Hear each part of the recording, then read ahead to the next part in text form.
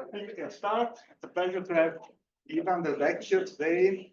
So Ivan got his PhD here in Bologna, in 2014, working with Carlotta Ricchioni, Francesca Pozzi, and Okay. Right.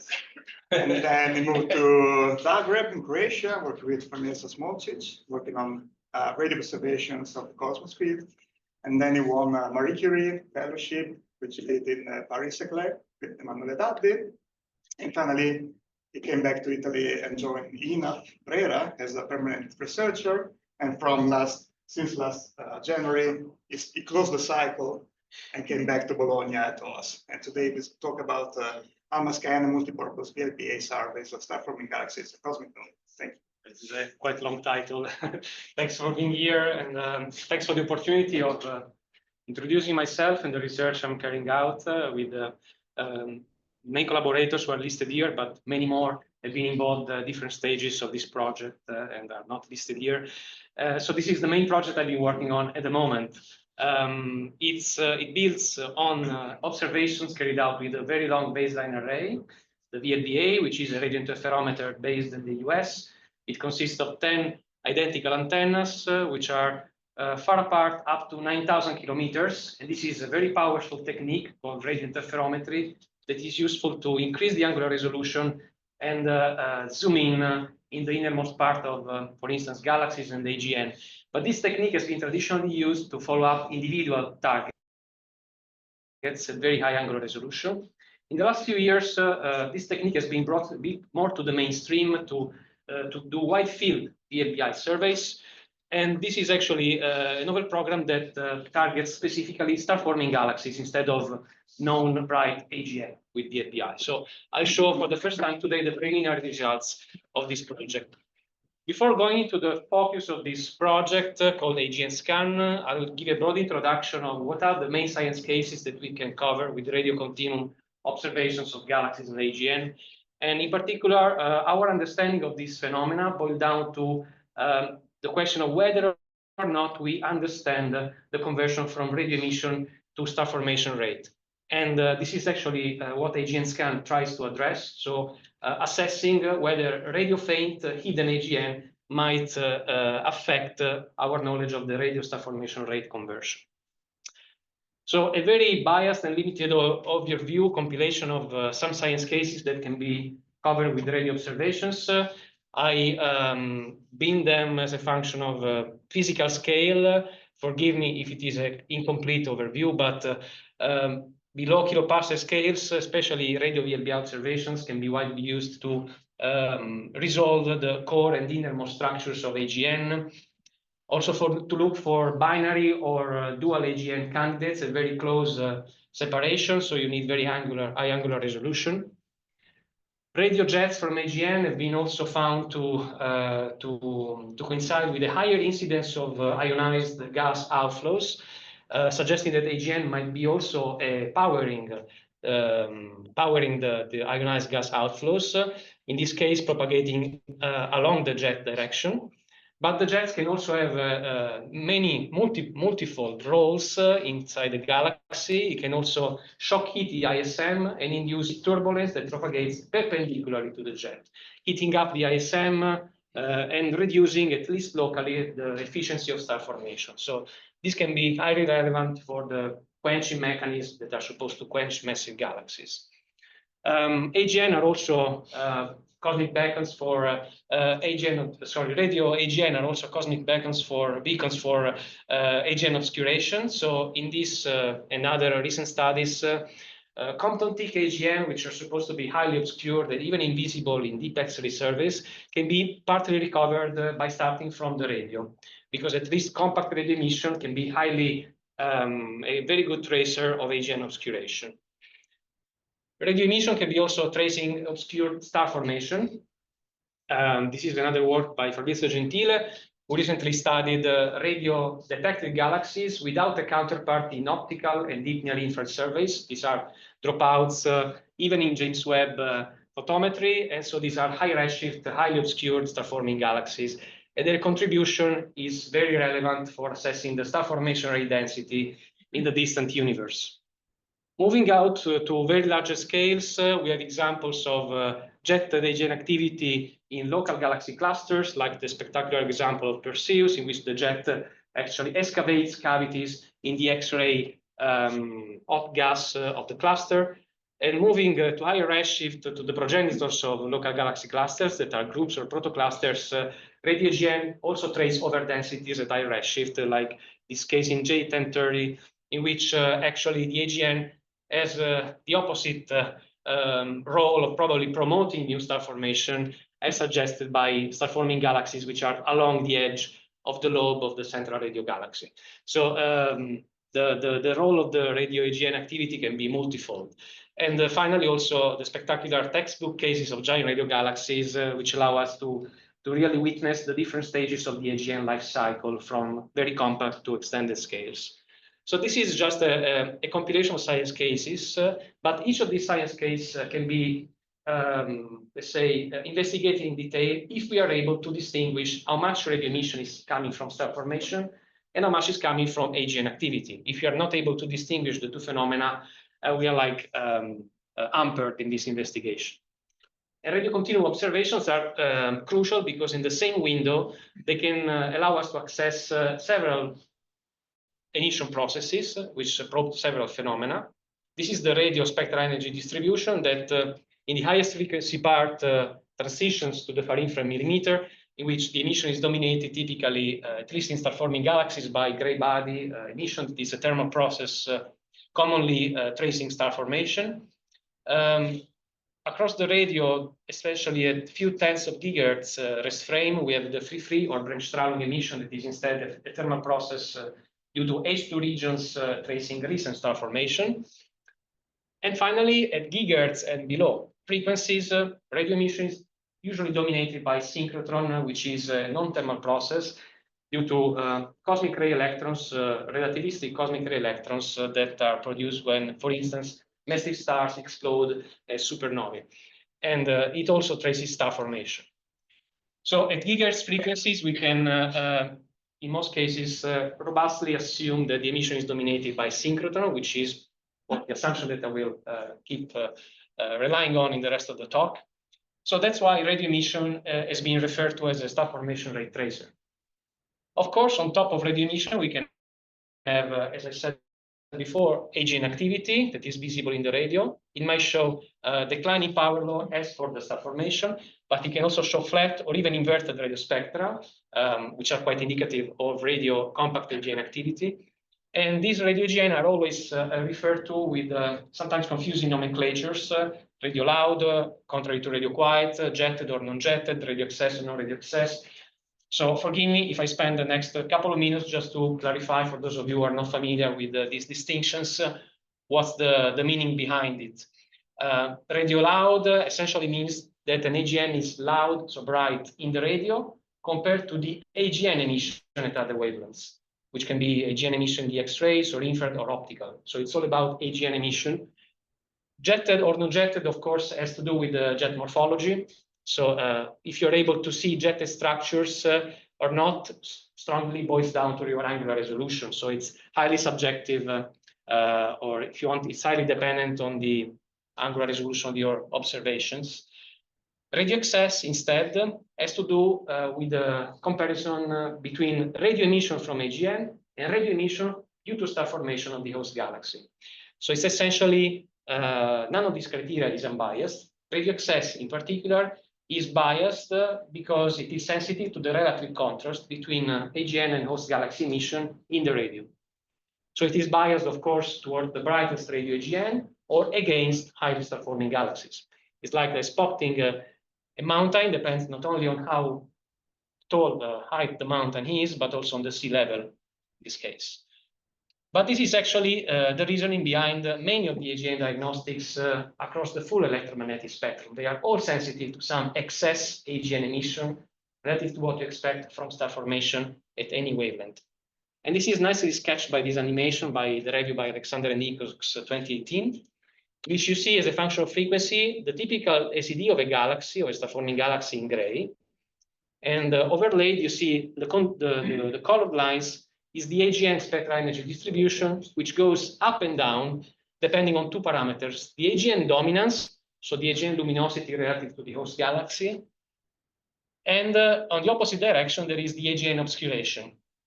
So depending on these two parameters, the relative contrast between AGN and galaxy emission can really change for the same kind of objects. And so these two criteria altogether combined change the relative contrast. But in the rest of the talk, I'll keep using the radio access criterion for selecting the AGN in the radio, because again, it falls, essentially it's in agreement with the reasoning of other criteria and other wavelengths. So as I said before, the main purpose of this work was to assess whether radio emission can be used as a tracer of star formation in order to disentangle the two phenomena. This issue boils down to understanding the so-called infrared radio correlation. This is a correlation between infrared and radio luminosity found in local star-forming galaxies. Infrared luminosity is commonly a star formation rate tracer. That's why it's also called the radio star formation rate relation. And this relation, as you can see, is very tight. The dispersion is less than a factor of 2, and it's linear. And the ratio called QIR between the two luminosities in log scale is 2.64 in the local universe. The linearity and the tightness of this relation has given a lot of headache to theorists, because there are a number of mechanisms and reasons why this correlation is expected to break at some point. But there is a sort of conspiracy of different energy losses from the infrared and radio balancing each other out that probably keep this correlation linear. And that's why the radio emission has been long used as a star formation rate tracer, because we can rely on a very tight relation. So this is useful for interchangeably switch between radio and star formation rate. But this correlation is also useful to identify radio excess AGN that stand out as outliers from this correlation. However, this has been calibrated in the local universe. Now I'll switch on, as I say, telling you about the evolution of this correlation, because if we want to rely on this correlation, we have to study whether it evolves with redshift, or even more importantly, across the galaxy population. So this plot is showing a QIR that, I remind you, is the ratio between infrared and radio luminosity as a function of redshift. So this is the local value calibrated at very low redshift, assuming no evolution. And recent studies in deep extragalactic surveys using deep infrared and radio data have tried to investigate whether QIR evolves or not with redshift. And this is one of the main studies, some of the studies I'm familiar with, showing the purple line, which they, by the way, is 2017, which they claim the QIR decreases with redshift. So there is, as you move from low to high redshift, there is more radio emission at fixed infrared luminosity compared to local analogs. And this is after removing AGN. This declining trend has been derived by considering the union of infrared or radio detected galaxies, not the overlap, the union. So there are a fraction of galaxies which are both radio and infrared detected, and then a bunch of mutual non-detections, which are lower QIR limits or upper QIR limits, which were all taken into account thanks to survival analysis. So this purple line already incorporates detections and non-detections. But I'll show you that this declining redshift trend is at least partly a selection bias. Because even if you rely on the union of radio or infrared detections, radio and infrared detections in general are biased towards the most massive galaxies. As you can see from the stellar mass distribution, low mass galaxies are systematically underrepresented by infrared or radio detected samples. And this is because they are flux limited, so they are sensitive to the brightest galaxies, which are typically the most massive ones. And indeed, if you color code these points by the average stellar mass of the underlying sample, you see that the average stellar mass apparently increases with redshift. And this is not due, of course, to the fact that high redshift galaxies are more massive than low redshift galaxies, but to the fact that these flux limited samples are more and more biased towards the tip of the galaxy population at each redshift. And this bias is exacerbated at higher redshift. And it probably also suggests that QIR might be dependent on the stellar mass rather than the redshift. And this actually motivates our further investigation investigation of studying how QIR evolves not only as a function of redshift, but also as a function of stellar mass. So we keep using data from the cosmic field, which is a very well-known equatorial field with a plethora of multivalent ancillary data. Our purpose is to dissect the evolution of QIR as a function of both mass and redshift simultaneously. So this is a sketch of the sample we started from. It includes over 400,000 mass-selected star-forming galaxies. Because of the mass selection, we can overcome the inherent bias of infrared and radio detections. It's a sample covering a very wide range in stellar mass and redshift, as you can see. And this range is enclosed by the gray box here as a function of stellar mass on the y-axis and redshift on the x-axis.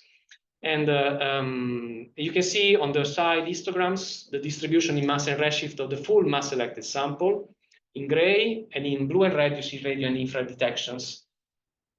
So of course we have to deal, especially in low mass galaxies, with a very high fraction of non-detections, and that's why we binned all of this parameter space, and within each and every bin we stacked the underlying population across many infrared and radio bands, combining detections and non-detections, in order to derive in each bin an average infrared luminosity and an average radio luminosity that we use because the ratio between the two is QIR. So our purpose eventually is to derive an average QIR measurement within each and every bin in order to study how it evolves across this plane. Let me stress that the infrared luminosity is already corrected for a potential infrared AGN contamination, while the radio luminosity is not. It can be also boosted upwards by radioactivity. And that's why we performed an additional correction to identify and remove radio excess AGN. This is again the QIR distribution that we get, for instance, in a given bin. This is, again, I remind you, infrared over radio. So if there is a radio boost with AGN, you expect the distribution to be skewed to the left-hand side, which is what you see here, actually. So the assumption here to disentangle these two effects is that the peak is purely dominated by star-forming galaxies. So if you assume that the peak traces star formation, you take the right-hand side and you mirror it to the left, and this creates artificially a symmetric Gaussian distribution with a given dispersion sigma, and then you take, for instance, 2 sigma as a threshold beyond which you call all these sources radio excess AGN. Then you can iteratively keep going, taking the residual distribution, redoing this decomposition, until the star-forming Gaussian converges to a very stable shape, which freezes. Yes. In this stacking, how do you deal with the non-detections? Okay, this is sorry if I go into a bit of detail, but in the stacking, we include detections because first we stack everything. You mean in this decomposition, how do we include non-detections, or in stacking? Well, I'm not sure, but for example, for the low mass galaxies, is your ratio based only on those galaxies that have both measurements, or? No, they are still the gray distribution. So it's still all mass selected galaxies. Most of them are not infrared, nor radio detected. So we stack all of the images because we have an optical counterpart, because we have a stellar mass, we have a redshift. So we stack all infrared and all radio images. Okay, so even maybe some non-detections can in the end give a contribution. Yeah. Okay. Yeah. That's and in almost every single bin we get detection from stacking, and so then we perform SED fitting on the stacked photometry. Okay. Yeah, sorry for not pointing it out clearly. And we derive an average infrared and radio luminosity from stacking. So after this decomposition, we identify and remove radio excess AGN. And so in each and every bin, we get an average AGN corrected QIR. And so in the end, we have QIR as a function of mass and redshift, which is shown by this bit busy plot, sorry. So this is showing on the y-axis QIR, on the x-axis the redshift, and our average measurements are the start symbols, which are color-coded by galaxy stellar mass, from low mass in galaxies in blue to high mass in red. you can already see by eye that there's a clear stratification with more massive galaxies showing on average lower Q IR compared to less massive galaxies, which means that there is extra radio emission at fixed infraluminosity compared to what you see in low mass galaxies. And this is after removing radio excess AGN. For comparison, black lines are previous estimates studying QIR only as a function of redshift, which were finding a fictitious redshift trend because they were at high redshift, they were biased to more and more massive galaxies. And because they have lower Q, this induces a fictitious redshift decline, which is completely erased when we dissect the two effects in this framework. As you can see, the stellar mass dependence has this slope, which is highly significant, and it's much more significant than the redshift dependence. So we can broadly explain the evolution of the infrared correlation as driven primarily by stellar mass or any other proxy of stellar mass, of course. This is in agreement with other independent studies using LOFAR, for instance, at lower frequencies. And it also consistent with local derivations. If you extrapolate to redshift 0, you find 264, that is the local value. Models are still catching up, trying to explain this fully empirical, for now, fully empirical trend. We can discuss later what are the motivations on the star formation side of this mass dependence of QIR. What we have been interested in from our perspective is to investigate whether this is again due to another selection bias, that is residual AGN contamination in massive galaxies, because AGN are expected to be more prevalent and brighter in massive galaxies. If there is any residual AGN activity that we have not properly subtracted, that is expected to drag the QIR down in massive galaxies, creating this stratification that we see. And so we need to explore whether this is the case or not. But since we have already removed the radio excess AGN, any residual AGN contribution should come from non-radio excess AGN, which are much more challenging to identify. And that's where AGN-sCAN kicks in thanks to VLBA techniques, very long baseline interferometry. And that's the third and last part of my talk, which we try to investigate in this project whether the infrared correlation is or not impacted by residual AGN contamination at very main flux levels. So for this reason, we have intentionally removed all previously detected AGN, radio AGN in the survey, and we consider massive star-forming galaxies around our infrared correlation. So we take over 542 galaxies over a very broad redshift range here, which are within 2 sigma, let's say, from our mass-dependent infrared correlation. This is QIR versus mass. And these galaxies have been traditionally assumed to be dominated by star formation in the radio. That's what we want to test. The footprint here highlights our single pointing. Our survey is a single pointing at the center of the cosmos field. So all of our targets are the red circles here. In the background, you see ancillary VLBA observations by a previous program by Herrera-Ruiz 2017, which was 2 to 3 times more shallow than ours. So it was more biased towards radio excess AGN. So our sample is rather complementary because it's intentionally disregarding all previously detected VLBA AGN and focusing only on star-forming galaxies. Just to highlight the legacy value of our observations, it completely falls within the Cosmos Web survey, that is the largest JWST NIRCam imaging program so far.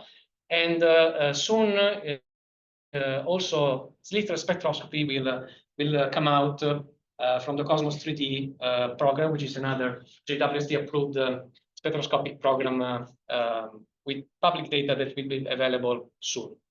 So our targets are again in this region, which is 30 Arc-minutes diameter, so the size of the full moon. And in a nutshell, these are the main characteristics of these observations. So we observed this pointing for 120 hours, reaching a very deep flux limit of 25 microjansky per beam at 5 sigma. So 5 microjansky is the RMS in the central region, of course, because it's one pointing only.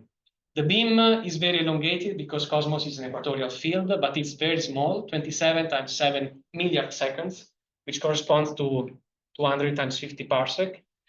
And this 5 sigma limit has been chosen to match the brightness temperature of 10 to the 5 Kelvin, so that whatever we detect is most likely an AGN. If you're not familiar with the concept of brightness temperature, this is the formula. It's essentially a tracer of how point-like is your emission.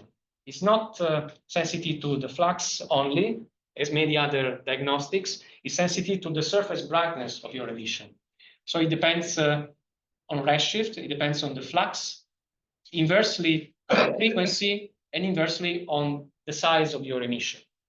So I already adapted this formula to the characteristics of our observations. So if you replace the average redshift of our sample, that is 1, our 5 sigma flux limit, 1.4 gigahertz here, and the beam size here, you find that our 5 sigma limit is 10 to the 5 Kelvin. So again, what we detect is most likely an AGN. Which means that in principle, if the AGN is compact enough, we should be able to detect it even if it's completely washed out by galaxy star formation. So this is a big upgrade compared to other diagnostics, which are sensitive to the relative contrast between integrated radiolite and integrated AGN emission.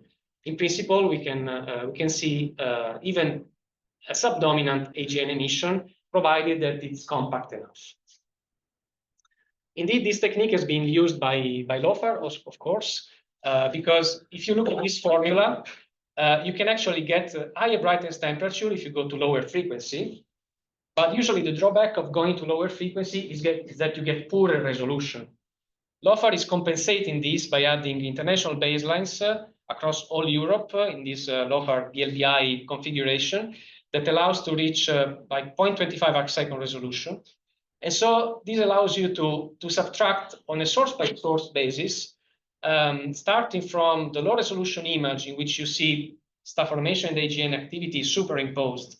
You subtract the AGN emission that you see because it's brightness temperature selected from the high-resolution image, and you're left with a rather pure star formation-based image. And so you can perform this AGN cleaning on a source-by-source basis. And that's what we try to do also with VLBA. So a big thank goes to Jack who has developed on the fly, let's say, along this program. So it took quite a while because we actually tested this pipeline for reducing wide field VLBA observations, which is quite new. It's based on CASA. And without this, we would not have been able to go ahead with this project.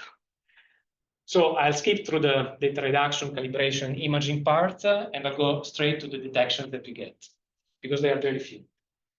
So the detections were selected to have a peak signal to noise of at least 5.5 to minimize detection of spurious blobs, and a small angular separation between VLBA and the VLA counterpart, again, to minimize spurious detections. In this program, we get only 4 detections in total, which are these ones. These are 0.2 arcsec cutouts. The beam is again very small, 27 times 7 milliard seconds. So these detections are very, very compact. And you can see from the signal to noise, which goes from 5.6 to 6.2, that these are really, really the bottom of the barrel. We are scraping the bottom of the barrel, I think, because these are very compact, and those few detections that we have are also a relatively low signal to noise, but they are not spurious, they are real. I remind you that we have already removed all previously known radio AGN from this survey, so we did expect a very small fraction of detections here. The detection rate is not 4 out of 542, because these 4 were detected in the deepest region, and only 49 sources were equally deep. So the effective detection rate is 4 out of 49, that is 8%. And then the rest of the talk, I'll be focusing on these 49, say, control sample, because at the same sensitivity, in order to compare detections and non-detections. Thanks. So another slide on these 4 detections, just to show you that we did expect a small fraction of detections. this plot shows the relative dominance of AGN and radio, AGN and star-forming galaxies in the radio as a function of the radio flux. If you go at dry fluxes, you expect emission to be AGN dominated, and star-forming galaxies take over usually below 100 microjansky. So this star is actually our 4 detections, which are also very similar fluxes, so we can group them one single flux bin, and they lie perfectly on the extrapolation calibrated for radio excess AGN, which is about like 10% at fluxes of about 30 or 40 microjansky in total. And these are actually very compact, so we expect that because of this agreement, we expect that we are basically find all of the expected AGN at these fluxes, and also that most of the flux is within VLBA scales. Another way of looking at this relative dominance is through the radio number counts. So again, as a function of radio flux, you have here on the y-axis essentially the surface density of sources in a given area. Again, dominated by AGN in bright fluxes and by galaxies at low fluxes. And our points lie closely on the extrapolation. The circles here in red and black are other VLBI measurements done mostly in the radio excess or non-radio excess regime. So our measurement is a factor of 2 deeper, fainter than the faintest measurement of any other VLBI survey, and it keeps lying on this extrapolation. So it meets our expectation, basically. So where do our 4 detections locate in the with respect to the infraradio correlation? This diagram shows the QIR distribution normalized to the infraradio correlation. So 0 is the peak. Radio excess AGN are far in the left. You don't see them in the plot. Our 4 detections are the 4 cyan boxes here. So they are, not surprisingly, in the left-hand side, where there is still a bit of margin to find some AGN emission here. And the rest of the distribution in yellow is the RMS matched control sample of galaxies, which we will not be able to detect with VLBA. And the dashed line, the dashed distribution is instead the mirror distribution. So it's very similar to the plain yellow one, because it's basically Gaussian. So regardless of whether you fit the observed distribution or the mirror distribution, you get that it's basically picked at the infraradio correlation. Now, at least for these 4 VLBA detections, we can again perform the subtraction, removing the emission over VLBA scales, which is about 25% for each of these galaxies. And so 75% is probably pure star formation. And so essentially these VLBA detections will shift to slightly higher QIR by 0.15 dex, that is this 25% correction. So they jump essentially by 1 bin, but the fit of the distribution is unaffected by this, because they are very few detections. So at least the peak of the QIR distribution is completely unaffected by these detections. And in the last few minutes, I'll try to convince you that not only these detections do not impact the infraradio correlation, but also the non-detections have a negligible impact, which is essentially the yellow, the 45 yellow targets without a VLBA detection. Of course, for these targets, we did not perform an AGN correction because we don't know which VLBA flux we can associate to these targets. But we rely on the radio number counts. So essentially, if you remember this plot, our star symbol sets the position of our 4 detections. So there are 45 non-detections for which we want to quantify the impact on the infraradio correlation. These detections will definitely be at lower fluxes than the detections, so below 30 or 40 microjansky. If we assume that non-detections are simply the faint end tail of detections, we can use this curve to also work out a cumulative distribution of sources expected going down in flux. So you can convert this plot essentially into a cumulative number of AGN that are expected if you simply extrapolate the radio source number counts at very low fluxes. where we expect these non-detections to be. And so we make a very, very over-conservative assumption here, the most conservative ever, that our 45 non-detections are all AGN, and that they are the brightest non-detections below the limit. So essentially, they are the very first 45 sources that you encounter when you integrate down in flux following the radio number counts. Of course, this is not realistic because AGN can be spread over much wider flux range, but this is to give you an upper limit to the relative contamination that non-detections might have.